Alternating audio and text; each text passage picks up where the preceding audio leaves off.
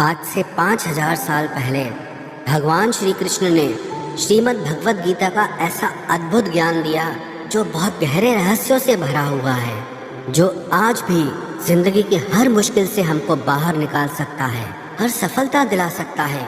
श्री कृष्ण जैसा कोई मित्र नहीं, श्री कृष्ण जैसा कोई प्रेमी नहीं हुआ।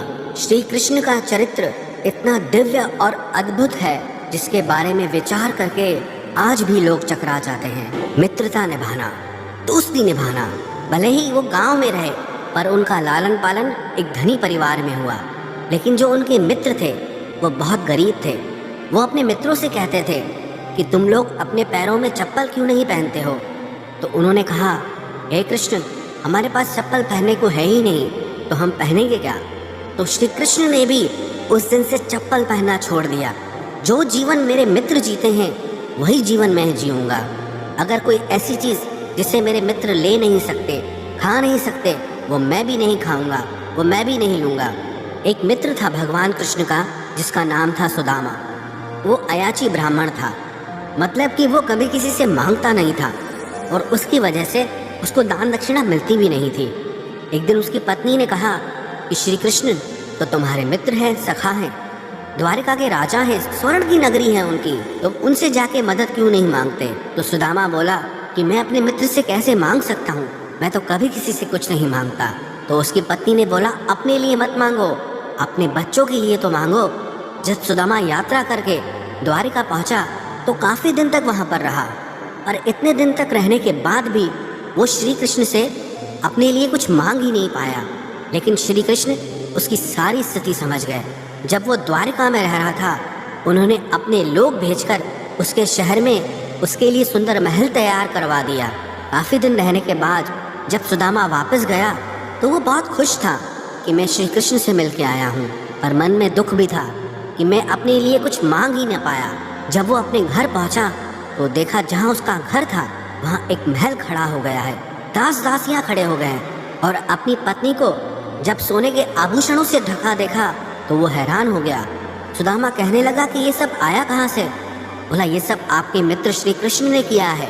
सुदामा ने कहा, मैंने तो कुछ मांगा भी नहीं। मित्र हो तो कृष्ण जैसा जो बिना मांगे ही सब कुछ दे दे। तो दोस्ती निभाना सीखना है तो श्री कृष्ण से सीखना चाहिए। और आजकल के मित्र तो ऐसे हैं, अगर कोई कुछ मांग ले तो सारे दोस्त गायब हो जाते हैं। आप कभी किसी से मांग कर देखो, जो आपको दोस्त कहते हैं सब भाग खड़े होंगे। तो दोस्ती निभाना सीखना है तो कृष्ण से सीखना चाहिए। श्री कृष्ण से तीसरी बात ये सीखनी चाहिए, प्रेम निभाना। वैसे तो उनके प्रेम के बहुत उदाहरण हैं, पर एक उदाहरण से हम समझेंगे। श्री कृष्ण द्वारिका के राजा थे, उनसे शक्तिशाली उस समय पर कोई नहीं था, उनसे धनी उस समय पे कोई नहीं था, लेकिन उन्होंने फिर भी अर्जुन का रथ चलाया। वो घोड़ों को पानी पिलाते थे, घोड़ों की सफाई करते थे। आज की भाषा में कहा जाए तो ड्राइवर का काम हो गया। जब पांडवों ने यज्ञ किया था तो वहाँ पर उन्होंने सारे लोगों की जूठी पत्तलें उठाई थी। वो कहते थे कि अर्जुन मेरो प्राण है और मैं अर्जुन को प्राण, अर्जुन के जीवन से जीवन हमारो है। तो प्रेम निभाना सीखना है तो श्री कृष्ण से सीखना चाहिए कि आप अपनी ज़िंदगी में सबसे खास सिर्फ उसी को बनाना जिस पर आप खुद से भी ज़्यादा भरोसा कर सकें। अगर आप किसी ऐसे व्यक्ति को अपना सब कुछ मान लेते हैं जिस पे आप भरोसा नहीं कर सकते, तो विश्वास रखना उससे आपको बहुत दुख पहुंचेगा। ऐसे इंसान से रिश्ता जोड़ के सिवाय दुख के आपको कुछ नहीं मिलेगा। लेकिन अगर आपने अपनी ज़िंदगी में किसी ऐसे इंसान को सब कुछ माना है जिस पे आप खुद से भी ज़्यादा भरोसा करते हो, जो आपके भरोसे के निभाने के लायक हो, सिर्फ ऐसे ही इंसान को अपनी ज़िंदगी में सबसे खास जगह देनी चाहिए। जब महाभारत का युद्ध शुरू होने वाला था तब दुर्योधन ने अपनी सेना के सभी योद्धाओं से पूछा कि आप लोग पांडवों की सेना को कितने दिन में समाप्त कर सकते हो।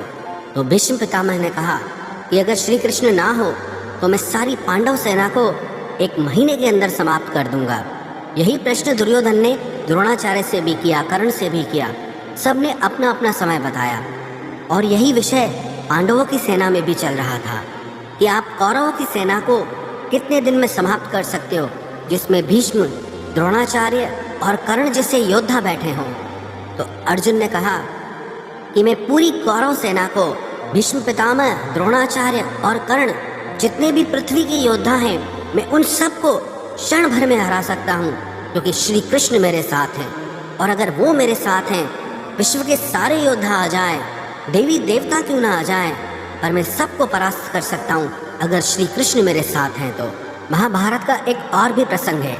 एक दिन कौरवों ने छल से एक योजना बनाई और अभिमन्यु को सबने मिलकर के छल से मार दिया, और उसका कारण था जयद्रथ। जयद्रथ की वजह से उस तक सहायता नहीं पहुंच पाई। फिर जब अर्जुन को ये पता चला कि अभिमन्यु का वध जयद्रथ के कारण हुआ है, तो उसने प्रतिज्ञा कर ली कि कल सूर्यास्त तक मैं जयद्रथ का वध कर दूंगा, नहीं तो मैं अग्नि समाधि ले लूंगा। और दूसरे दिन कौरवों ने ऐसा चक्रव्यूह रचा कि जयद्रथ को असंख्य सैनिकों के पीछे जाके खड़ा कर दिया। तब श्री कृष्ण ने अर्जुन से पूछा कि तुमने जो प्रतिज्ञा की है क्या सोचकर की है? आज कौरवों ने जयद्रथ को सेना के बिल्कुल अंत में खड़ा कर दिया है, और आज शाम तक तुमको सारे योद्धाओं से लड़कर उस तक पहुंचना है। कैसे सच कर पाओगे अपनी प्रतिज्ञा को? तो अर्जुन भगवान के चरणों में गिरकर कहने लगा कि मैंने जो ये प्रतिज्ञा की है अपने भाइयों के बल पे नहीं की, भीम के बल पे नहीं की। मैंने ये जो प्रतिज्ञा की है अपने शस्त्रों के बल पे नहीं की है, अपनी शक्ति के बल पे नहीं की है। मैंने जो ये प्रतिज्ञा की है आपके बल पे की है। मुझे पूरा विश्वास है कि दुनिया की ऐसी कोई प्रतिज्ञा नहीं है जिसे आप सच नहीं कर सकते। अगर आप मेरे साथ हो तो सारे ब्रह्मांड की सेना सामने क्यों ना खड़ी हो, आप मेरी प्रतिज्ञा जरूर पूरी करेंगे। और उसकी वो प्रतिज्ञा श्री कृष्ण ने पूरी की भी। तो इन कथाओं से हमको ये शिक्षा मिलती है, जीवन में जिसे भी आप सब कुछ मानो वो उसके लायक होना चाहिए, वो इंसान वैसा होना भी चाहिए। हम भरोसा तो बहुत कर लेते हैं पर लोग उसके लायक नहीं निकलते। तो ये शिक्षा हमें अपनी ज़िंदगी में ज़रूर अपनानी चाहिए कि जिस पर भी हम भरोसा करें वो उस भरोसे के लायक ज़रूर होना चाहिए। कि ज़िंदगी की बड़ी से बड़ी मुश्किल और कठिनाई में भी खुश रहना चाहिए। श्री कृष्ण का तो जीवन जन्म से लेकर ही बहुत मुश्किल रहा। जेल के अंदर तो उनका जन्म हुआ था। पैदा होते ही कंस ने उनको मारने के लिए बहुत यत्न किए। हर पल जीवन में उन्होंने मुश्किलों का सामना किया, पर कभी उन्होंने दुख को स्वीकार नहीं किया। जीवन को पूरे आनंद से जिया, पूरी प्रसन्नता से जिया। हमारी लाइफ में थोड़ी सी प्रॉब्लम आती है तो हम हिल जाते हैं।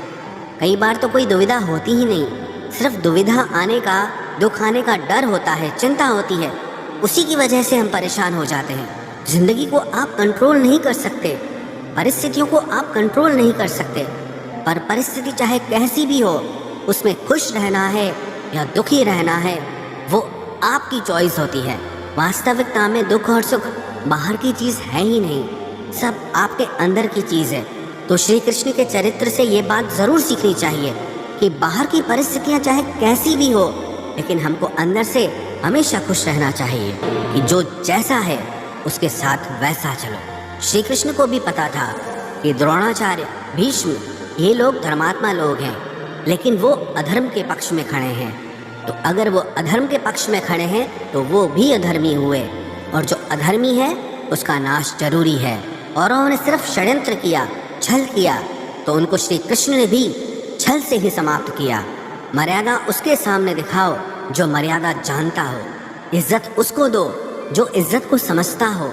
कई बार हम उन लोगों को इतनी ज़्यादा अहमियत देते हैं, इज्जत देते हैं, कदर करते हैं जिन्हें उसकी वैल्यू होती ही नहीं है। और कई बार जो इंसान गलत होता है हम उसको कुछ कहते ही नहीं हैं, चुपचाप सहते रहते हैं। कोई इंसान अगर हमसे बड़ा है या हमसे पोस्ट में बड़ा है या हमसे धर्म कर्म ज़्यादा करता है, इसका मतलब ये नहीं है कि वो हमें जज करे या वो हमारे साथ गलत चले। अगर कोई आपके साथ गलत चलता है तो वहाँ मर्यादा काम नहीं आती है।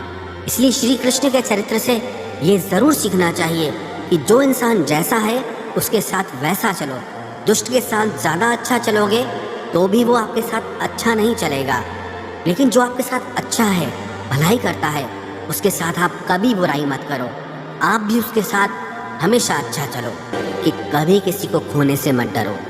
जब महाभारत का युद्ध समाप्त हो गया तब श्री कृष्ण को लगा कि जो मेरे वंशज है, जो यादव हैं, वो इस समय पृथ्वी पे सबसे ज़्यादा शक्तिशाली हैं, उन्हें कोई मार नहीं सकता। तो गांधारी के शाप को माध्यम बना के अपने ही वंश को आपस में लड़वा के खत्म कर दिया। इतनी बड़ी जो सोने की द्वारका नगरी बनाई थी, वो पूरा महल वापस समुद्र में डूब गया। उनका सारा वंश ही खत्म हो गया और खुशी खुशी उन्होंने उसे स्वीकार किया। अपनी ब्रज भूमि से श्री कृष्ण को बहुत प्रेम था, लेकिन जब जरूरत पड़ी तो क्षण भर में उसका त्याग कर दिया। सबसे प्रेम किया, पर जब जहाँ त्याग की बात आई, छोड़ने की बात आई, तो उन्होंने कभी देर नहीं की। ऐसे ही जब हम चीज़ों से चिपक जाते हैं, किसी को खोने से डरते हैं, तब वो चीज़ें हमारे लिए मुसीबत बन जाती हैं। कुछ चीज़ों को पकड़े रहना हमें बहुत तकलीफ देता है। कुछ खोने का डर हमारी ज़िंदगी की खुशी छीन लेता है। जब आप किसी को खोने से डरते हैं ना, तो एक तो पक्की बात यह है कि उस चीज़ को खोने के चांसेस बहुत बढ़ जाते हैं। लेकिन जब आपके अंदर किसी चीज़ को खोने का डर खत्म हो जाता है, तब आप खुद बादशाह बन जाते हैं, फिर आपको परवाह ही नहीं रहती। इसीलिए श्री कृष्ण के चरित्र से ये बात ज़रूर सीखनी चाहिए कि हमें कभी भी किसी चीज़ को खोने से नहीं डरना चाहिए।